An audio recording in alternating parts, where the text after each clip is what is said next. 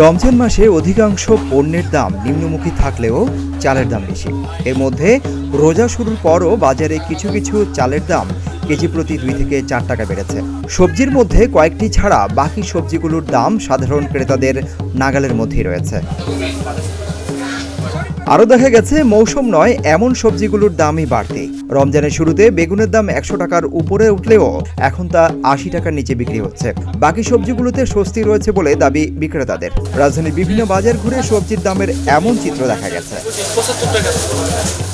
রাজধানী বাজারে ভালো মানের সরু চাল বিক্রি হচ্ছে প্রতি কেজি 80 থেকে 90 টাকায়। মাঝারি চালের দাম 70 থেকে 76 টাকা আর মোটা চাল বিক্রি হচ্ছে 58 থেকে 62 টাকায়। কয়েকটি বাজার ঘুরে 58 টাকার নিচে কোনো মোটা চাল পাওয়া যায়নি।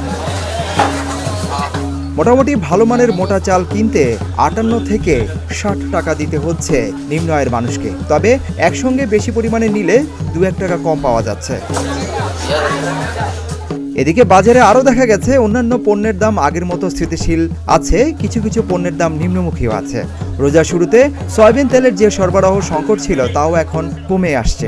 সব দোকানে খোলা সয়াবিনের সরবরাহ স্বাভাবিক থাকলেও কোথাও কোথাও বোতলজাত তেলের সরবরাহে এখনও কিছুটা ঘাটতি দেখা গেছে। বাজারে দেখা গেছে প্রতি কেজি টমেটো বিক্রি হচ্ছে 20 টাকায়, প্রতি কেজি ক্ষীরা 50 টাকা, প্রতি কেজি শিম 40 থেকে 50 টাকা, প্রতি কেজি শসা 60 টাকা, করলা প্রতি কেজি 80 থেকে 100 টাকা, পটল প্রতি কেজি 100 টাকা, জালি কুমড়া প্রতি পিস 50 টাকা, বেগুন প্রতি কেজি 80 টাকা, ফুলকপি প্রতি পিস 40 টাকা, বাঁধাকপি প্রতি পিস 30 টাকায় বিক্রি হচ্ছে। এছাড়া আরও দেখা যায় পেঁপে প্রতি কেজি বিক্রি হচ্ছে 40 টাকায়, লেবু মান ভেদে প্রতি হালি 40 থেকে 60 টাকা, মিষ্টি কুমড়া প্রতি কেজি 30 টাকা, আলু প্রতি কেজি 30 টাকা, কাঁচামরিচ প্রতি কেজি 80 থেকে 100 টাকা, লাউ প্রতি পিস 50 থেকে 60 টাকা, ঢেঁড়স প্রতি কেজি 100 থেকে 120 টাকা এবং প্রতি হালি কাঁচা কলা 40 টাকায় বিক্রি হচ্ছে।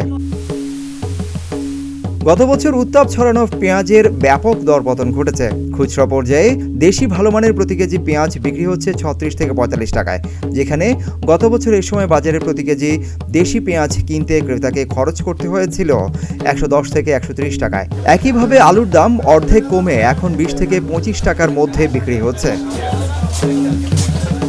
দেখা গেছে ঢেঁড়স, করলা, পটলের দাম তুলনামূলক বেশি, কারণ এগুলো মৌসুমের সবজি নয়। সিদ্দিকুর রহমান রোমন, প্রতিদিনের বাংলাদেশ।